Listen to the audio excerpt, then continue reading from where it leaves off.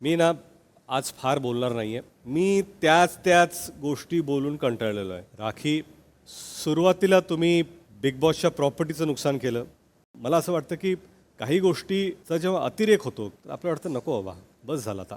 राखी, तुमच्या गेममध्ये ती गोष्ट जाणवते की काही कारण नसताना काही गोष्टी होतात आणि त्याचे एक्स्ट्रीम रिॲक्शन्स. एक वाद झाला घरात.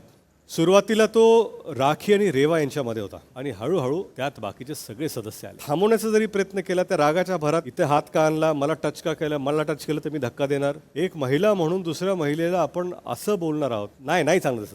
राखी सावंत, तू इथे आलीस एंटरटेनमेंट करायला, पण तू आता थोडी बोरिंग झाली आहेस. तू स्वतःच्या इमोशन्स आणि प्रेमाची कटपुतली झाली आहेस. मला आधी नाटक वाटायचं, पण नंतर तुझं वन साइडेड लव्ह मला दिसू लागलं. प्लीज यातून बाहेर निघ. सर झुका, पण घुटणे टेकू नकोस.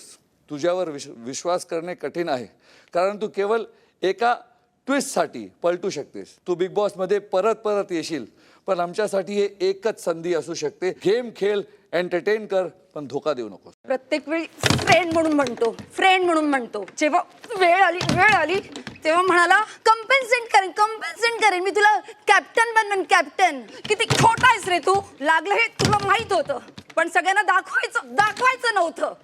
जेव्हा वेळ येईल तेव्हा मी कंपेन्सेट करेन. हा, नंतर म्हणायचं मला तुला करायचंच नव्हतं. म्हणजे तू काय खरं आहेस, काय दाखवतोस लोकांना.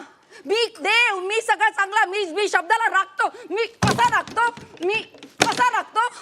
अजून एक एक्सपेरिमेंट करायचा आहे विशालसाठी. याच्यामध्ये मी तिखट मिक्स करतेय, कारण तो माझ्या सोबत खूप उद्धटपणे बोलतो, तेव्हा मला रडायला येतं. जो त्याचा अहंकार आहे त्यासाठी कडू. ते अहंकार नाही, माझा स्वाभिमान आहे, ते बदलणार नाही. चांगलं आहे, बदलणार नाही. तुझा अहंकार चांगला लागतोय, टेस्टी आहे तुझा अहंकार.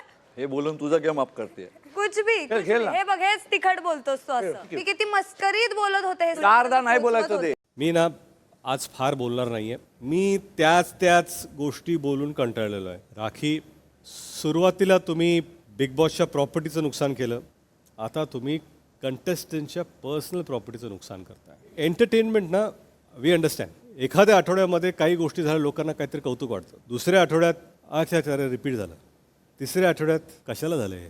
कुठेतरी लोकांच्या मनात असं भावना येते की बाबा पुरे झालं, आता लोकच कंटाळले आहेत.